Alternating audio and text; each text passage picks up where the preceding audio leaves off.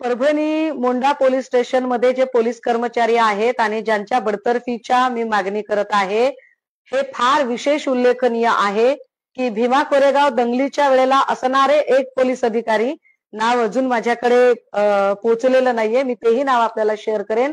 तेच पोलीस अधिकारी नेमके जुना मोंढा पोलीस स्टेशनच्या या सगळ्या दंगलीच्या वेळेला होते. हा नुसता योगायोग असत नाही, तर काय पद्धतीने गृह खात्यामध्ये सुद्धा माणसं पेरलेली आहेत हे फार आम्हाला खेदाने सांगावं लागतंय. 1 तारखेला भीमा कोरेगाव तारीख फार जवळ आलेली आहे. अशा सगळ्या परिस्थितीमध्ये सरकारने शक्य तेवढी काळजी घ्यायला हवी, कारण भीमा कोरेगावला राज्यभरातनं सगळे चळवळीचे अनुयायी येत असतात.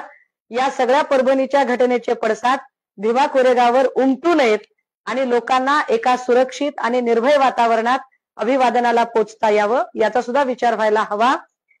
जेव्हा जेव्हा भाजपाची सत्ता येते तेव्हा तेव्हा इथला दलित आणि अल्पसंख्य हा भेदरून जातो. जेव्हा जेव्हा भाजप सत्तेत बसते तेव्हा तेव्हा दलित आणि अल्पसंख्याकांवरचे अन्याय अत्याचार वाढत राहतात.